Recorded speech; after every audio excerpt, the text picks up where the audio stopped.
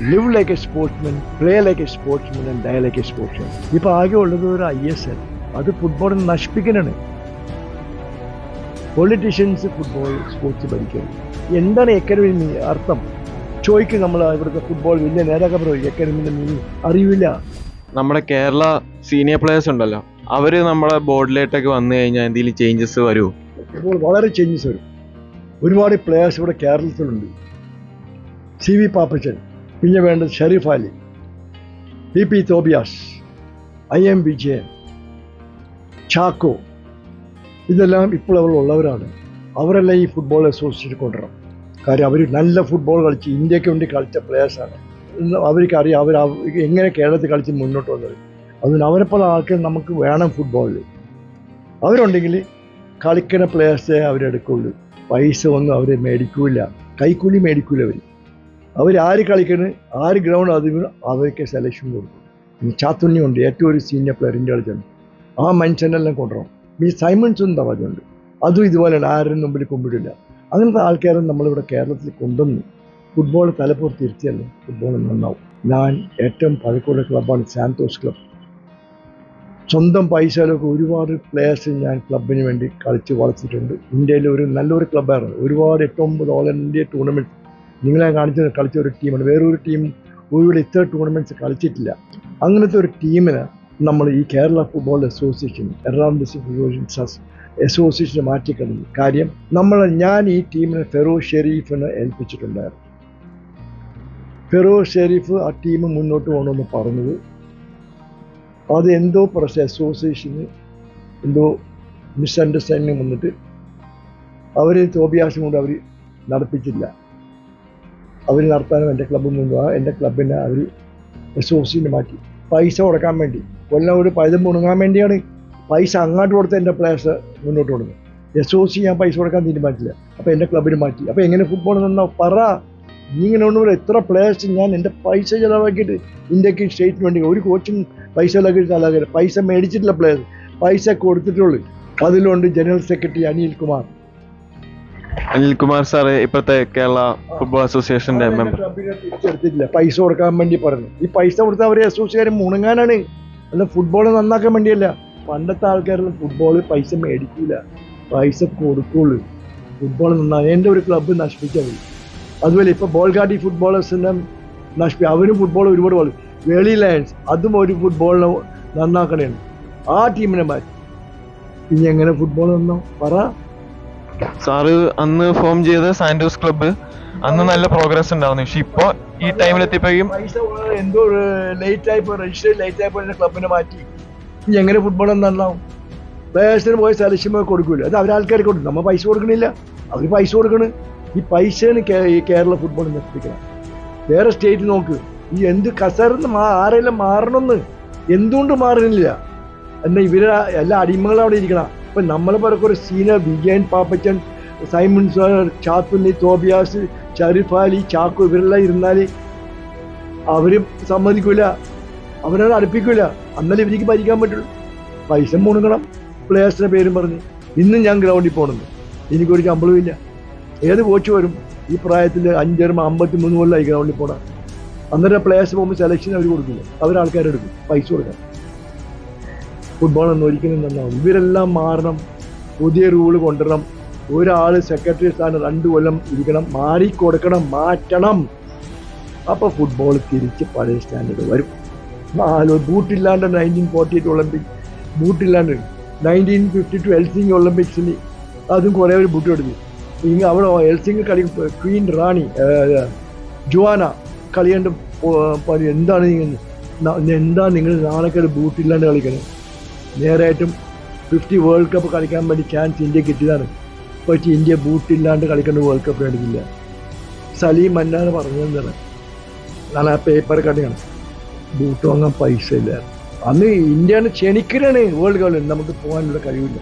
FIFA വരെ ഇവിടെ വന്ന് മൈതാനം പോലെ ഒരു ബയോ ഡോക്യുമെൻ്ററി ചെയ്തു. They have shown the deepest part of Kerala football. അതുപോലെ തന്നെ BBC ഇവിടെ വന്ന് സാറിൻ്റെ ഇൻ്റർവ്യൂ എടുത്തു. അത് ഭയങ്കരമായിട്ട് ഹിറ്റ് ചെയ്തു. റയൽ മാഡ്രിഡ് എന്ന് പറഞ്ഞാൽ വേൾഡിലെ തന്നെ ടോപ്പ് ഫുട്ബോൾ ക്ലബ്സിൽ ഒന്നാണ്. അപ്പോൾ അവിടെ നിന്ന് അവരുടെ ക്യാപ്റ്റൻ ഐക്യ കസീസ് സാറിന് ഇങ്ങോട്ടൊരു പ്രൗഡ് മൂമെന്റ് പോലെ ഒരു ജേഴ്സി അദ്ദേഹം സൈൻ ചെയ്ത് അയച്ചു. അപ്പോൾ ഇതിൽ നിന്നെല്ലാം നമുക്ക് മനസ്സിലാകുന്ന വെച്ചാൽ they are promoting Indian football, they are promoting Kerala football. But നമ്മൾ ഇൻസൈഡ് നമ്മൾ നോക്കിക്കഴിയുമ്പോൾ നമ്മളൊരു മലയാളി എന്ന കണക്കിൽ നമ്മുടെ ഇവിടെ ഫുട്ബോൾ വളരണില്ല ശരിക്കും. They are destroying it. എങ്ങനെയാണോ?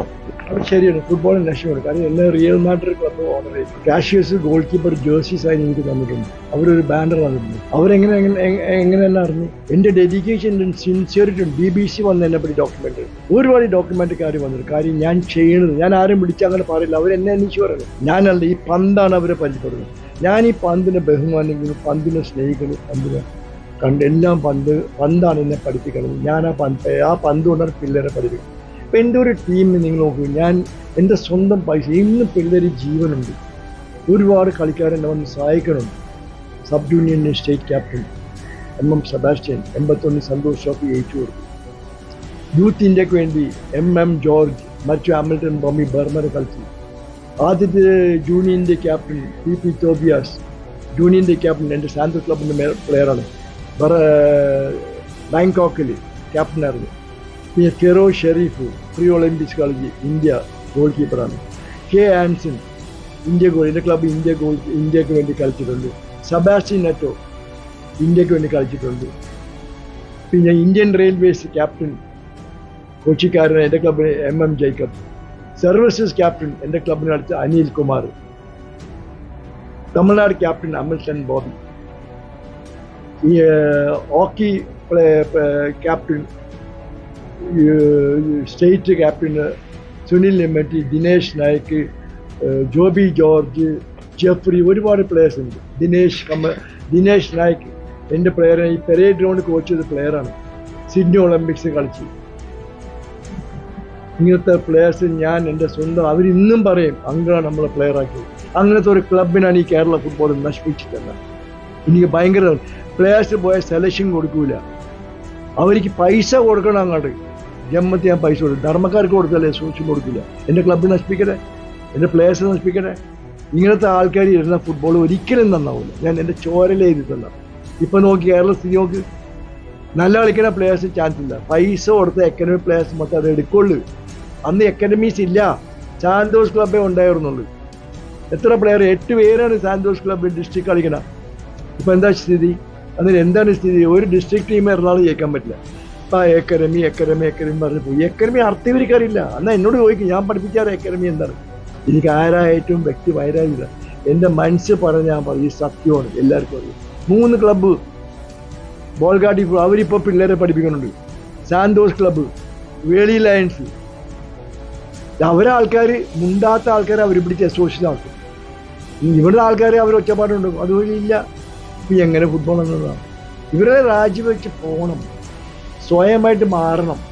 അന്നല്ലേ ഫുട്ബോൾ നന്നാവുള്ളൂ. ഫുട്ബോളിനെ സ്നേഹിക്കുന്നവർ വന്ന് അസോസിയേഷൻ ഫുട്ബോളിന് അസോസിയേഷൻ, അത്രയും ഞാൻ പറയുന്നത്. ഫുട്ബോൾ കളിക്കാത്ത ആൾക്കാർ, ഇന്ത്യ കളിച്ച ആൾക്കാർ അസോസിയേഷൻ AFFൻ്റെ കമ്മിറ്റിയിലില്ല. സ്റ്റേറ്റ് കളിക്കാത്ത ഇന്ത്യ കളിക്കാത്ത ആൾക്കാർ അവർ പിടിച്ചാക്കണം. അടിമകൾ പാപ്പച്ചനെ പോലെ അവിടെ ഇരുന്ന ഷെരീഫ് തോബിയാസ്, ഇവരിൽ ഇരുന്നവർ മുണ്ടുവാ. ഇവർ ഇന്ത്യ കളിച്ച പ്ലേയേഴ്സാണ്. അതിന് അവർ വേണ്ട, അവരാൾക്കാർ ഡ്യൂട്ടിയാണ്. അതിനെ മാറ്റി ഈ പൊളിറ്റീഷ്യൻസ് ഈ സ്പോർട്സിൽ വരാൻ പറ്റില്ല. അവർ വന്നിരുന്ന ഫുട്ബോൾ നശിക്കും, സ്പോർട്സ് നശിക്കും. എനിക്കൊരാഗ്രഹമുണ്ട്, ഇന്ത്യ ഒരു ഒളിമ്പിക്സ്, ഞാൻ മരിക്കുമ്പോൾ ഒരു ഒളിമ്പിക്സ്, ഒരു ഏഷ്യൻ ജയിച്ചില്ലെങ്കിൽ വേൾഡ് കപ്പ് കളിക്കാനൊരാഗ്രഹം എനിക്കുണ്ട്. പക്ഷെ ഇങ്ങനെ പോയാലൊന്നും ഇരിക്കില്ല. ഈ ആദ്യം തന്നെ ഈ ഫുട്ബോൾ എന്താണെന്ന് അറിയാം. ഞാനൊരു പന്ത് റൈറ്റ് ഇവിടെ അടിക്കണമെങ്കിൽ റൈറ്റിലേക്ക് തലക്ക് ചെസ് ഞാൻ ചെയ്യണ്. അതാണ് ഫുട്ബോൾ. അങ്ങനത്തെ ആൾക്കാർ ഫുട്ബോൾ സ്നേഹിക്കണം. സെക്രട്ടറി പ്രസിഡന്റ് ഓൾ ഇന്ത്യ വന്നു ചെയ്യ്, അന്നേരം കസേര പുറത്ത് കയറിയില്ലേ. എന്തിനെ ഫുട്ബോൾ നശിപ്പിക്കും? പറ്റില്ല, ഇറങ്ങി പോണം. 1948 ലണ്ടൻ ഒളിമ്പിക്സ് തുടങ്ങി, 1964 ഒളിമ്പിക്സ് സെമിഫൈനൽ വന്ന്, ഒരു ഒളിമ്പിക്സ് സെമിഫൈനൽ വന്ന് ഇന്ത്യനെ സമ്മതിക്കണം. 2 ഏഷ്യൻ ഗെയിം, സലീം മന്ന 51 ഡൽഹിയിൽ ആദ്യ Asian game, first Asian game 51 ഡൽഹിയിലാണ്. സലീം മന്ന ക്യാപ്റ്റൻ. നമ്മ ഇറാനെ തോൽപ്പിച്ചു 2-1. പിന്നെ 62 ഏഷ്യൻ ഗെയിം ജക്കാർത്ത, ട്യൂണിഗോസ് സൗത്ത് കൊറിയയെ തോൽപ്പിച്ചു 2-1. ജെർലൈൻ സിംഗ് ഗോൾ അടിച്ചു. 51 മേവലാൽ ഗോൾ അടിച്ചു. ഈ സ്ഥലപ്പുറത്ത് ഇരിക്കുന്നവർക്ക് അറിയോ ഇതല്ല പറ. ഓൾ ഇന്ത്യ ഫുട്ബോൾ വേൾഡ് സ്ഥലപ്പുറത്ത് ഇരിക്കുക. പിന്നെ എന്തിനവിടെ കസേരപ്പുറത്ത് കയറി ഇരിക്കണം? പഴയ പ്ലേയേഴ്സിനെ അറിയാത്തവർ എന്തിനവിടെ കയറി ഇരിക്കണം? ഞാൻ എപ്പോഴും പഴയ കാര്യം ഓർക്കും. ഏഷ്യൻ ഗെയിം ജയിക്കുക, ഒളിമ്പിക്സ് കളിക്കും. ഇപ്പൊ സങ്കടമാണ്, അത് ഭയങ്കര സങ്കടം. ഫുട്ബോൾ പന്ത് നമ്മളെ കളിക്കുന്ന പന്ത് ഉരുണ്ട് മുന്നോട്ട് പോകും. ഇപ്പൊ പന്ത് ഉരുണ്ട് പുറകോട്ട് വരണം.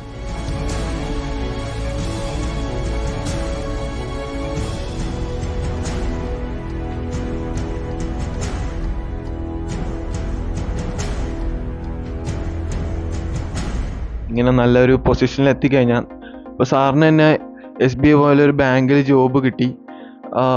IM വിജയൻ സാറിൻ്റെ ടൈമിലാണെങ്കിൽ ആ ടൈമിലും ജോബൊക്കെ ഒരു ഓഫർ ചെയ്യണ്ടായിരുന്നു ഗവൺമെൻറ്. പക്ഷെ ഇപ്പോൾ ഉള്ള സിറ്റുവേഷനിൽ അങ്ങനെ ജോബൊന്നും അങ്ങനെ കൊടുക്കണില്ല എന്നൊരു ടോക്ക് പൊതുവെ നടക്കുന്നുണ്ട്. അത് ശരിയാണോ?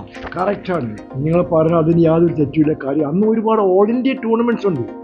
ഈ പറഞ്ഞ ക്ലബ്ബിലേക്ക് കളിക്കാൻ പറ്റും. ക്ലബ്ബുകൾ കളിക്കുമ്പോൾ അവർ നല്ലോണം പെർഫോം ചെയ്യും. അവർ പറയും, അവർ കോച്ച് പറയുമ്പോൾ നമുക്ക് നല്ല പ്ലേയേഴ്സ് നടക്കണം. അപ്പോൾ അവർ ഒരുപാട് പ്ലേയേഴ്സ് എടുക്കും, ജോലി കൊടുക്കും. ഇപ്പോൾ എവിടെ ടൂർണമെൻറ്റ്സ്? നിങ്ങൾ ഒരു ഓൾ ഇന്ത്യ ടൂർണമെൻറ്റ് ക്ലബ്ബ് കളിക്കാൻ ടൂർണമെൻറ്റ്സ് ഇല്ല. ഏറ്റവും പഴയ ഒരു ടൂർണമെൻറ്റ് ഡ്യൂറൻ്റാണ്, വേൾഡിൽ രണ്ടാമത്തെ പഴക്കമുള്ള ടൂർണമെൻറ്റാണ്. അത് രണ്ടൊന്നുമില്ല, DC അത് രണ്ടൊന്നുമില്ല, അവിടെ ഇല്ലായിരുന്നു, കുറവാണ്. ഇപ്പോൾ വീണ്ടും അത് തുടങ്ങിയിട്ടുണ്ട്. അത് ഡൽഹിയിൽ നടത്തുന്ന ടൂർണമെൻറ്റാണ്. ആ ടൂർണമെൻറ്റ് ഞാൻ കളിച്ചുകൊണ്ട് ഞാൻ കാര്യം പറഞ്ഞു. അന്നൊരു ഓൾ ഇന്ത്യ ടൂർണമെൻ്റ് ഉണ്ടെങ്കിൽ സ്റ്റേഡിയം ഫുള്ളാണ്. ഇപ്പോൾ ISL കളിച്ചിട്ട് ബ്ലാസ്റ്റേഴ്സ് കളിച്ച ആളുണ്ടാവും, ബാക്കിയുള്ള കളിക്കുന്ന സ്റ്റേഡിയം കാലിയാണ്. അത്രേ ഉള്ളൂ ഫുട്ബോളിൻ്റെ സ്റ്റാൻഡേർഡ്. നമുക്ക് football standard India Olympics, Asian games, world കപ്പിൽ കളിക്കുന്ന ക്ലബ്ബ് ഫുട്ബോൾ തിരിച്ചു വരണം. ഒരുപാട് ക്ലബ്ബുകൾ വേണം. ഈ പഴയ ഓൾ ഇന്ത്യ ടൂർണമെൻറ്റ് തിരിഞ്ഞു, കേരളത്തിൽ എന്തോരം ടൂർണമെൻറ്റ് ഉണ്ടായിരുന്നു. ആ ടൂർണമെൻറ്റ് തിരിഞ്ഞു വന്ന് ക്ലബ്ബുകൾ കളിക്കാൻ പറ്റും. അപ്പോൾ ക്ലബിൻ്റെ പെർഫോമൻസ് നോക്കിയിട്ട് ഒരുപാട് പുതിയ കളിക്കാരെ എടുക്കും. അപ്പോൾ നമ്മൾ സ്റ്റാൻഡേർഡ് പറയും. അല്ലാണ്ട് നമുക്ക് ഈ ISL നോക്കിയില്ല, എല്ലാ പിള്ളേരും ഈ ഒരു ISL ഇവിടെ കേരളത്തിൽ ക്ലബുകൾക്ക് പാസ്സില്ല. പിന്നെ എന്തിനായി ടൂർണമെൻറ്റ് നടത്തുന്നത്? നമുക്ക് വേണം നല്ലൊരു സ്ട്രോങ് ആയിട്ട് സീനിയർ പ്ലേയേഴ്സ് വന്ന് ഫുട്ബോൾ മുന്നോട്ട് കൊണ്ടുവരണം. ഈ ഫുട്ബോൾ സ്നേഹിക്കണമല്ലോ, അവർ വേണം. നമ്മളെ മെയിൻ ഒബ്ജക്റ്റ്, എനിക്ക് ഇന്ത്യ കളിക്കാൻ ചെയ്തിട്ടുണ്ടെങ്കിൽ ഇപ്പോൾ ആഗ്രഹമൊന്നുമില്ല, എൻ്റെ പിള്ളേർ കളിപ്പിക്കണം. എൻ്റെ പിള്ളേർ ഇവർ നശിപ്പിക്കണം. 70-40 ഒരു കൊല്ലൊരു ക്ലബ്ബ്, അങ്ങനത്തെ ഒരു ക്ലബിനെ നശിപ്പിച്ചിട്ട് 3 ക്ലബിന് സാന്തോസ്, വെഡിലാൻഡ്, ബോൾഗാഡി ക്ലബിൽ നശിപ്പിച്ചു. ഈ ക്ലബിലും പിള്ളേരെ വളർത്തുന്ന ക്ലബ്ബാണ്. ഇനി എങ്ങനെ ഫുട്ബോൾ വന്നാൽ? നിലവിൽ ഇപ്പോൾ സാറിൻ്റെ കോച്ചിങ് കാണുമ്പോൾ ചെറിയ പ്രായക്കാരോട്ട് കാണാൻ തുടങ്ങും. കാരണം പൊടി പിള്ളേർ തൊട്ട് അവിടെ സാറിൻ്റെ ഒപ്പം കോച്ചിങ്ങിന് വരുന്നുണ്ട്. അപ്പോൾ സാറിൻ്റെ ജീവിതാനുഭവം വെച്ച് സാറിന് എന്ത് മോട്ടിവേഷനാണ് അവർക്ക് കൊടുക്കാനുള്ളത് to be a pro footballer? അതൊരു ക്യാരക്ടറാണ്. അതാണ് ആദ്യം ബിൽഡ് ചെയ്യുക, ഒരു ഡിസിപ്ലിൻ. ആ ഡിസിപ്ലിൻ, അന്ന് എനിക്ക് ആ ഡിസിപ്ലിൻ കിട്ടിയുകൊണ്ട് ഇന്ന് ഞാൻ നിങ്ങളുടെ മുമ്പിൽ ഇരിക്കണം, നിൽക്കണം, സംസാരിക്കണം. അത് ഒരു ക്യാരക്ടർ പറഞ്ഞാൽ, ഒരു കടയിൽ പോയിട്ട് 1 കിലോ ക്യാരക്ടറെ പറ്റി ചോദിച്ചാൽ കിട്ടില്ല, 1 കിലോ ആപ്പിൾ കിട്ടും. നമ്മൾ ആ ക്യാരക്ടർ നമ്മൾ പഠിപ്പിക്കണം. അതാണ് ആദ്യം നമ്മൾ പേരൻസ് തന്നെ പഠിപ്പിക്കുന്ന ഒരു ക്യാരക്ടർ കാര്യം. നമ്മൾ ഡെയിലി ബ്രിട്ടോ സ്കൂളിൽ ഫാദർ പേര് ഇറ്റാലിയൻ അച്ഛനാണ്. അദ്ദേഹം ഒരു വടിയും പിടിക്കുന്നത് ഗ്രൗണ്ടിലേക്ക്. നമ്മൾ ഒരു ദിവസം ഗ്രൗണ്ടിൽ വന്നില്ലെങ്കിൽ ഓടിക്കളി പിറ്റേ ദിവസം നമ്മൾ വിളിച്ചിട്ട് ഇതിനടിക്കും. അപ്പോൾ ഒരു ദിവസം അവിടെ പ്രാക്ടീസ് ചെയ്യുന്നത് മലയാളത്തിൽ ഞാൻ ട്യൂഷന് പോകുന്നു. എൻ്റെ വീട്ടിന് അടുത്തൊരു സ്ത്രീ ഉണ്ടായിരുന്നു, അവരൊരു ടീച്ചറാണ്. അപ്പോൾ എൻ്റെ മദർ പറഞ്ഞ്, അവർ പറഞ്ഞ് ഇവനൊന്ന് മലയാളം പഠിപ്പിക്കുന്നു പറഞ്ഞു. കൊള്ളാം, അപ്പോൾ വൈകുന്നേരം പറ്റുമെന്ന് പറഞ്ഞു. അന്ന് ഞാൻ ട്യൂഷന് പോയപ്പോൾ ആ ഗ്രൗണ്ടിൽ പോയപ്പോൾ അച്ഛൻ എന്നെ കണ്ടില്ല. പിറ്റേ ദിവസം ഞാൻ സ്കൂളിൽ പോയപ്പോൾ പ്യൂൺ വന്നിട്ട് മിസ് പെരാറ എന്ന ടീച്ചർ, മറക്കാൻ പറ്റും, റിഫ്രഷന ഹെഡ് മാസ്റ്റർ കൊടുക്കുന്നത്. അന്ന് ഹെഡ് മാസ്റ്ററാണ്. അപ്പോൾ ഫാദർ പെരേര പോയപ്പോൾ, സ്റ്റാൻഡേർഡ് ഷോ യു ഹാൻഡ്, ഇവിടെ അടിക്കുള്ളൂ, ഇവിടെ അടിക്കുള്ളൂ. കൈകെട്ടി ഒരു 3 അടിച്ചു ഇങ്ങനെ അടിക്കും. കാര്യമാണ് അവരൊരു why you didn't come for practice yesterday. അടിച്ച ശേഷമാണ് ചോദിക്കുന്നത്, ഇവിടെ ആദ്യം ചോദിച്ചിട്ട് അടിക്കുള്ളൂ. I said, Father, I went for tuition. You went for tuition? Which language? I said, I went for Malayalam. Why? I am backward in Malayalam. അപ്പോൾ തന്നെ ഇവിടെ പോയി ജോൺ മാസ്റ്റർ കൊടുക്കും, മലയാളം മാസ്റ്റർ ജോൺ മാസ്റ്റർ കൊടുക്കും. See what, you are not teaching. He has gone for tuition. You are paid to teach. You should teach them. അപ്പോൾ ഞാൻ പറയും okay you can go don't miss for acting. പിന്നെ നമുക്ക് free പീരീഡിൽ John master വിളിച്ചിട്ട് ക്ലാസ്സിൽ free period ഉണ്ടാവില്ലേ English Malayalam എന്നെ വിളിച്ചിട്ട് ഇടയ്ക്കിടയ്ക്ക് പറഞ്ഞു കൊടുക്കും. അതൊരു ടൈമാണ്. അത്ര ഒരു ഡിസിപ്ലിൻ ലൈഫാണ് നമ്മുടെ സ്കൂളിൽ. നമ്മളെ പേരൻസ് സ്കൂളിൽ നമ്മൾ ടീച്ചർമാരാണ്. അച്ഛൻ അമ്മമാർ സ്കൂളിൽ ടീച്ചർമാരാണ്. അവരെന്ത് ചെയ്താലും നമ്മൾ അച്ഛന്മാരും മറുപടി ചോദിക്കില്ല. നല്ലതായിരുന്നു, നമുക്ക് വേണ്ടിയാണ് അവർ മനുഷ്യനാണ്. അത് എനിക്ക് മറക്കാൻ പറ്റില്ല. കളിയോടൊക്കെ ഇങ്ങനെ താല്പര്യമുള്ള സ്റ്റുഡൻസിനോട് സാറ് അവരുടെ പാരൻസിനോട് സാർ എന്താ പറയാനുള്ളത്? ടു ബി അവരൊന്ന് വളർത്തിക്കൊണ്ട് വരാൻ, അല്ലെങ്കിൽ അവരെ ഒരു കറക്റ്റ് വേ കൂടെ അവരുടെ ലൈഫ് ഫോക്കസ് ചെയ്യാനായിട്ട് എന്താ പറയാനുള്ളത്? അത് ഞാൻ ആദ്യം പേരൻസ് എൻ്റെ അടുത്ത് വരുമ്പോൾ ഞാൻ ആദ്യം ചോദിക്കുന്നത് നിങ്ങളുടെ മക്കൾക്ക് താല്പര്യമുണ്ടോ? ഉണ്ട്. അപ്പോൾ ഞാൻ അവരോട് ചോദിക്കും നിങ്ങൾക്ക് എന്ത് കളി ഇഷ്ടമുണ്ട്? ഫുട്ബോൾ, ഹോക്കി, ക്രിക്കറ്റ്, ബാസ്കറ്റ്ബോൾ, എന്ത് കളി നിങ്ങൾക്ക് ഇഷ്ടമുണ്ട്? അപ്പോൾ ചെറിയ ഒന്ന് കുറേ കൊള്ളുമ്പോൾ ഒരു കുട്ടി വന്നപ്പോൾ എനിക്ക് ക്രിക്കറ്റ് കളിക്കണം. അപ്പോൾ അമ്മയോട് പറഞ്ഞു അവനെ കൊണ്ടുപോയിക്കോ, ഇവിടെ കളിപ്പിക്കും. സത്യം ഞാൻ പറഞ്ഞത് കാര്യം എന്താണ്, അവൻ ക്രിക്കറ്റ് കളിക്കാൻ ആഗ്രഹം. അപ്പം മദറിന് ഫുട്ബോൾ കളിക്കാൻ ആഗ്രഹമുണ്ടെങ്കിൽ അത് ശരിയല്ല. അവൻ എന്താ ആഗ്രഹമാണ് അത് അവൻ ആഗ്രഹമാണ്. കാര്യം ഞാൻ ചെറുപ്പത്തിൽ ഞാൻ എൻ്റെ ഗ്രാൻഡ് മദർ ചോദിച്ചു എനിക്ക് ഏത് കളി ഇഷ്ടമുണ്ട്. എൻ്റെ ഗ്രാൻഡ് മദർ അവൻ തന്നെ ഈ ഫുട്ബോൾ ഫീൽഡിൽ കൊണ്ടുവന്നത്. അത് അച്ഛനും അമ്മയെ അവർ ചോദിച്ചാൽ അവൻ ഫുട്ബോൾ, ക്രിക്കറ്റ് ആവശ്യമില്ല, ഓക്കെ ആ ഇഷ്ടമുള്ള കളിക്ക് അവിടെ കൊണ്ടുപോകണം. അതിലിവിടെ കൊണ്ടുപോയി എൻ്റെ ടൈമും വേസ്റ്റ് ചെയ്യും, അവൻ്റെ ഭാവിയും നശിക്കും. അതാണ് എൻ്റെ ഒരു ക്യാരക്ടർ. ഞാൻ ഒരു ഡിസിപ്ലിൻ എന്ന് പറഞ്ഞാൽ ഒരു പങ്ക്ച്വാലിറ്റി, അത് എനിക്ക് മറക്കാൻ പറ്റാത്ത കാര്യമുണ്ട്. എൻ്റെ ഗുരു അബുക്കയാണ്. യങ്സ്റ്റേഴ്സ് ക്ലബ്ബിൽ ഞാൻ ഫുട്ബോൾ ആദ്യം കളിക്കും. അന്ന് യങ്സ്റ്റേഴ്സ് ക്ലബ്ബ് ഫോർട്ട് കൊച്ചിയിൽ പെരേഡ് ഗ്രൗണ്ടിൽ ഫൈനൽസാണ് സ്റ്റേറ്റ് ക്ലബ്ബായിട്ട്. അപ്പോൾ ഞാൻ ബ്രിട്ടോളി പഠിക്കുന്ന ആക്സസ് എഴുതുന്ന സമയമാണ് കളി.